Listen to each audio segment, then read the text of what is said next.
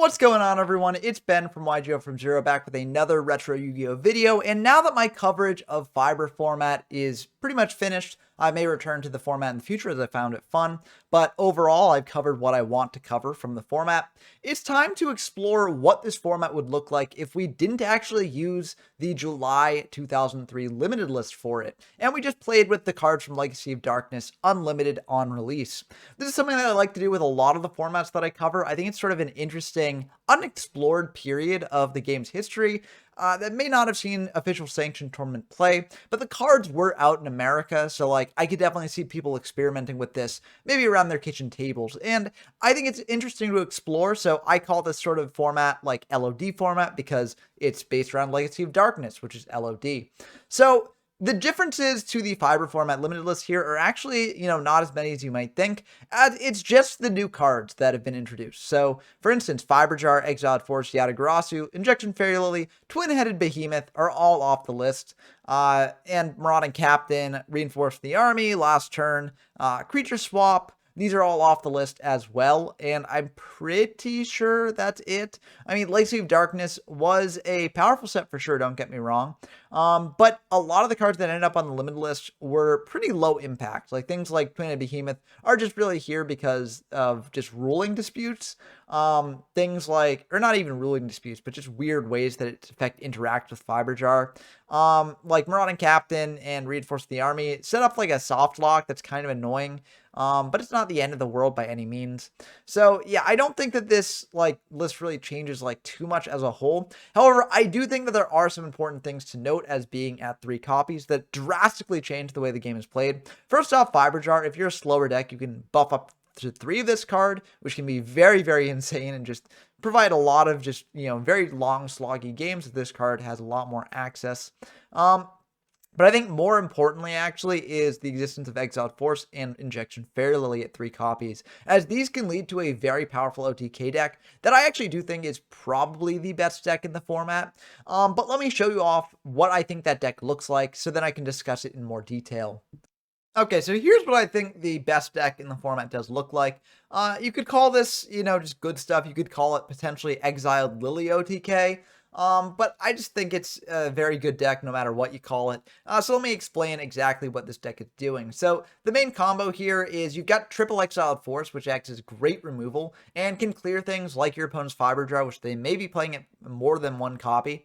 So you want to end the game as quickly as possible. So the main combo here is you bring an Exiled Force, tribute it off, pop an opponent's monster, and then last will out like Injection Fairy Lily, and get in for a ton of damage. And you can do this fairly consistently with consistency boosters like Reinforcing the Army, which we are playing at 3 because we've got 3 Exiled Force. And the game will hopefully be over before you actually start bricking on this card. I mean, you've got Fiber Jars as well to recycle them back in deck, so it increases your consistency to seeing Reinforcing the Army. So I do think that 3 is fine here. But yeah, basically that's the main combo. We actually only have 1 Fiber Jar in the deck, and this may seem weird, especially given that you're able to access 3 copies. But the reason we're only playing 1 is that this deck is like just trying to go for a lot of damage all the time. So you don't necessarily want such defensive cards as Fiber Jar to clog up your hand if you draw too many of them. We do have a Sangan and a Witch to search out the Fiber Jar if we really do need it, and 3 Mystic Tomato to go into the Sangan and the Witch. You could definitely swap this in for Giant Rat, because Giant Rat can crash into opponent's monster, bring out Injection Fairy Lily, and get in a lot of damage that way. But I do like the Mystic Tomato here to just go for Sangan and Witch, because Sangan and Witch are extremely powerful and can search out your Exiled Force and Injection Fairy Lily on their own. So I do think the Tomato is fine. It also helps with deck thinning there. And again, it can be used to get out Fiber Jar, which I do think is important in some situations. For our last monster slots, I kind of had some weird options to pick from here. I just went with triple Kaiku. Kaiku is just a good down-to-the-ground beater, clears away your opponent's graveyard, which can come up in a couple situations. And it also has 1800 attack, which is very nice. Unlike something like Jinzo or Dark Ruler Hades, you don't need to tribute a monster to bring this out, so it's very easy to just slam down, hit in.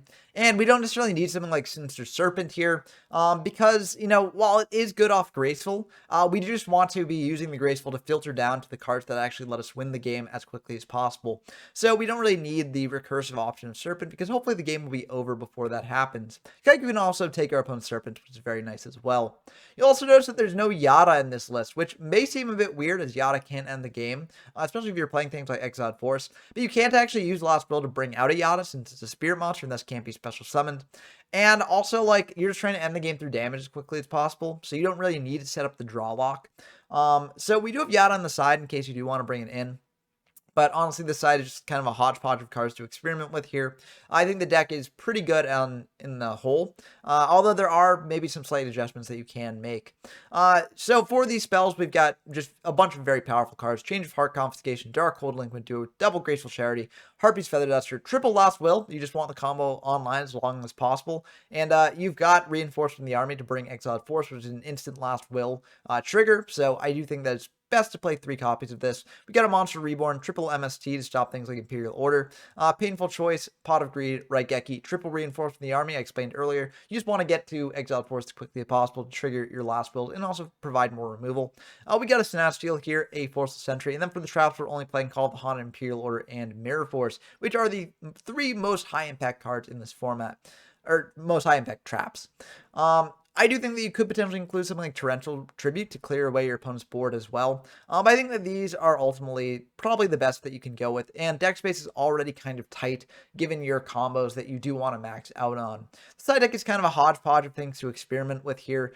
Cannon Soldier can maybe get you extra damage and also provide another Last Will trigger. Jinzo, shuts off your opponent's traps, clearing the way for the OTK. Magician of Faith can potentially get back something like a Last Will, which can be good at setting up your OTK. Yatagarasu can draw loop. Heavy Storm is in here in case your opponent's playing a more back row focused deck. Honestly, you could potentially take out the Harpies because I feel like, mass back row removal like that is not as good in this format. Especially given things like Imperial Order is like one of the few traps that you'd want to hit, and you can chain this to Harpies, and then it won't really matter as much. Also things like Scapegoat, Jar of Greed exist, so Harpies and Heavy are a bit less good in Fiber. I think they'll also be a bit less good here, but it is something that you could potentially do just to clear the way, to make sure that your OTK push can go through. We've also got Double Nobleman of Crossout and a Ceasefire for more flip-focused decks. Double Scapegoat, this can be used in conjunction with Cannon Soldier, and also just can be good against more aggressive decks. We've got 2 Jar of Greed in case we need more consistency, triple Torrential Tribute in case we need more removal, and then our Fusion deck is kind of a meme because there's no way we're going into that in pretty much any situation. But that's going to be the deck breakdown here. Let's dive into some games to show off how powerful this deck can be, because I think this deck can be insane when it actually pops off. Okay, we got a game against Dump Truck, who not only is an active Fiber format player, but they're also an active LOD format player. They have been grinding this format a little bit in the Discord before I even, got my hands on it. So, always a pleasure to have them on. This should be a pretty exciting duel because of this. And we will win in the rock, paper, scissors, so we will actually be able to go first here. That can be very good for this deck, just, getting more setup for your OTK push later. And this is actually a really good hand. This may not seem it as we have a lot of monsters here, but that Fiber Jar is really good here, because just setting a Fiber Jar turn 1 may seem really weird, but essentially you're getting a reset on the game, and you can just go for just an OTK push potentially next turn. Your opponent's back row will be cleared. The one downside is that you can't really do the Exiled Force combo, but if you just bring out a Lily and swing in, that can honestly be good enough in a lot of cases. So we're going to set the Fiber Jar, pass back to them. Also, another nice benefit of this is that if our opponent does bring out a monster just attacking to our set, then we get the Fiber Jar reset there, and they can't actually bring out a monster to then sort of like protect themselves next turn. So we feel good about this Fiber Jar play. They do have Nobleman, but we do have an Imperial Order here, so we'll just fire that. And they're just going to set 2, pass back to us, and I mean, we feel really good about this. We're not going to pay the 7 because there's no point. We're going to flip up this Fiber Jar and then just shuffle everything back. So it looks like they do not have a Solemn Judgment. That's just, interesting. Very interesting tech. Maybe we'll see that come up. But everything's going to get shuffled back into the deck here. So let's see how that goes. We do have Graceful Charity, so this feels pretty good. And this is very interesting because we have a lot of setup for an OTK push here. We could just go for Injection Fairly, hit in. That's a little bit risky, as if they do have like a Change of Heart, target the Lily and then bring in another Lily of their own, then we just lose the game next turn. But sometimes you do gotta just, play like they don't have Change of Heart, and you just gotta overextend. So we're actually going to discard a Kaiku and a Last Will. We're gonna bring out Lily this turn. We've got Change of Heart and Exiled Force plus Last Will next turn. We've got MST to snipe their back row. So I feel very, very good about this. MST will also be able to deal with if they've got like a Snatch Steal to take the Lily. So another sort of insurance policy against that. They're going to MST our MST, which is a bit worrying. They're going to go for a reinforcing the army here, grabbing an exiled force, and this is getting even more worrying. They're going to bring out injection fairly of their own. Fire Raigeki and our Lily attack in for 3,400, and that's very tough. But I think we do just win the game. Oh, yep, we just win the game. We can summon an exiled force, Lost Will. We can also just change of heart their Lily. So we win the game multiple ways. Change of hearting their Lily just reveals less information about our deck, so we're just going to go for that. If they've got Karibo, that's unfortunate, but it looks like they don't, so that will indeed be the end of the game. So a very quick one, and I do think that this deck can end the game very quickly in a lot of situations. So that's one of the powerful things about it, and one that I'm very glad we got to show off here. We're going second tier, so a bit less good for us, especially when we have a hand like this. This is such a good hand. Wow. Well, if they don't have any hand rips, oh, spoke too soon there. They've got a confiscation, so they will be able to take that duo from our hand. Kind of unfortunate. We wanted that in there to potentially snipe cards from their hand. Oh, and a forceful on top of that. That's really brutal. They're going to take the graceful charity on top of that, and this is not good. Lily helps a bit. Honestly, we're just going to get aggressive here. We're going to change apart their set. Something out Lily. We do it in this order because if they've got Torrential Tribute, you don't want to play into that. So yeah, it's a Sangan, kind of unfortunate, but we will be able to just go in here. We're going to MST just in case the Mirror Force, but it was a Nobleman of Crossout instead, so I feel fine about that. We're going to hit in for 4,400 here, which is most of their life points. So I feel good about that. Even if they've got like Change of Heart or Snatch Steal here, it's not the worst thing in the world. And if they do pop the Lily, we've got Call of the Haunted to bring it back. They do know about the call, which is unfortunate. But I feel ultimately fine about this. They're going to Exiled Force our Lily here, kind of and then a Last Will on top of that. So they're going to bring out a Witch in Defense mode, and this makes a lot of sense for them, as they do just lose the game if they attack in here, because we Call of the Haunted the Lily, attack over one of their monsters, and, I mean, they wouldn't necessarily lose. They drop down to like 2,400. But that's still really bad when Lily is a major card in this format. You want to have the life points to pay for it, and it looks like they don't. We draw Confiscation, which we're actually not going to use here. This may seem weird, as generally you do want to just fire hand rips, but we figure our opponent doesn't actually have anything good in hand, or else they would have used it last turn. So we don't really care about that. We want to save the Confiscation for when we can actually clear a Sangan or a Witch, and then take whatever they search out of their hand. So we're not going to bring back the Lily with the call, as it doesn't really pay to just hit into their Sangan and Witch right now. We'd be paying a lot of life points for not much gain. They're just going to set one, pass back to us. We draw Harpies, which can be good. We're just going to set this Confiscation as a bluff. The reason we do this is we want to set up for a Harpies turn later, and we want them to MST potentially the unknown back row because they're afraid of it. Maybe this won't happen. Maybe they just might snipe the call because the call is very good. But it's something to potentially consider. We draw Fiber Jar, and we're actually going to think about whether we want to commit this to board, as it is a bit of a risk. Like, we are in a pretty good position here, but I think I do just want to set it. It can be very powerful. They're going to bring out Exiled Force, though. Pop our monster. Kind of unfortunate here. They do have Painful Choice, which can be really bad for us. They're going to send Sinister Serpent, Triple Rhoda, and a Last Will. And this is part of why I don't really like Sinister Serpent being sent off of Painful Choice. I used to do this a lot. You can see it in my past videos. And every time I did it, just felt so bad because, yes, you're deck thinning, you're getting Serpent in the grave, so it can be a recurable resource every turn, but you're just burning like 4 cards. It's not a painful choice at all for your opponent. They just give you Sinister Serpent. There's really no reason not to. The only reason not to is if you've got a Kaiku play next turn to banish it out of their graveyard, but even then that feels kind of bad. So I really don't like sending Sinister Serpent in general here. It's not like something unique to Dump Truck. Like, a lot of players do this. It's just something that I don't really like. And look, it didn't really help them at all. They can't really use that to do anything here. Whereas if they gotten something that could actually do something, then it might have actually turned out a bit better for us. Again, I'm not trying to like sort of dump on Dump Truck, because I do think that they're a very good player in this run. It's just something I've noticed a lot of top players doing, and it's something that I do not agree with at all. We draw Last Will, which is not really good here. We're just going to pass back to them.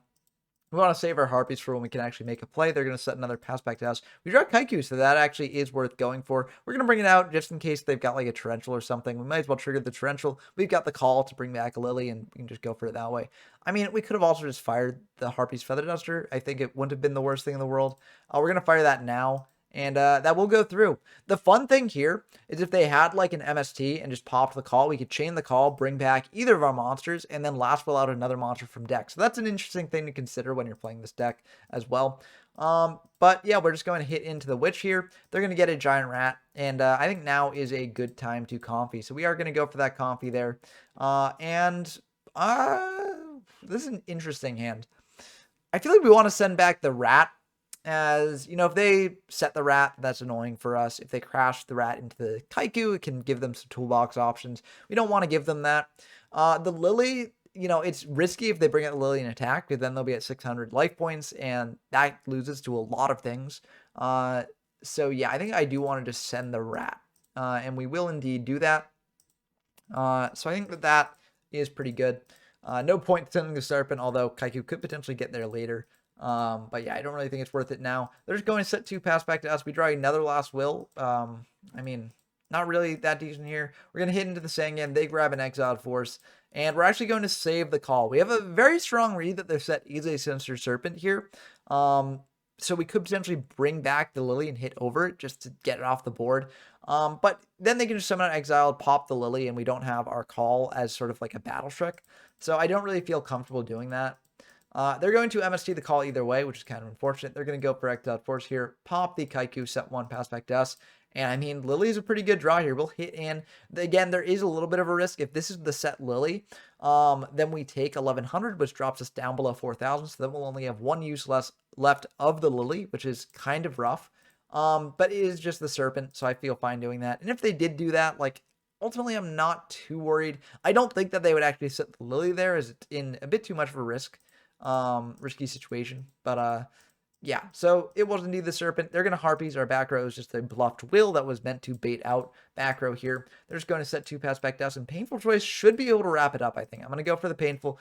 Send triple Rhoda, although I don't initially see the 3rd Rhoda in deck, so for some reason I thought maybe I didn't play it. But yeah, we're going to send triple Rhoda and double Exiled. The reason we do this is we've got 1 Exiled remaining in deck, so if they give us Rhoda, we do have a target for it in the form of the 3rd Exiled.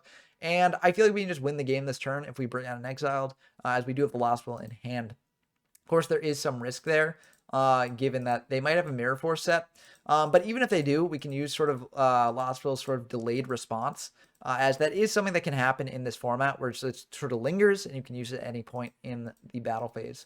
So we're going to bring out this Exiled Force, pop their set, and that will indeed be the end of the game. Their set is a Change of Heart, so unfortunately they weren't able to leverage that into a victory here. Yeah, they could have Change of Hearted our Lily, but in order to use that profitably, they would have had to pay 2,000, and they wouldn't have been able to kill us this turn. So yeah, I think this makes sense for them. But yep, we were able to Exiled Force their set, and then Lily attacking in just does it. We can fire Last Will, though, before we go into battle phase to protect around Mirror Force. And that should be the end of the game through pretty much everything except for Karibo. We do know the last card in hand is a Sinister Serpent. So I hope that these games showed how powerful this deck can be, because, I mean, just playing these games, man, it felt so high octane, so powerful, so devastating. Having access to triple Exiled Force, triple Lily is just insanely broken.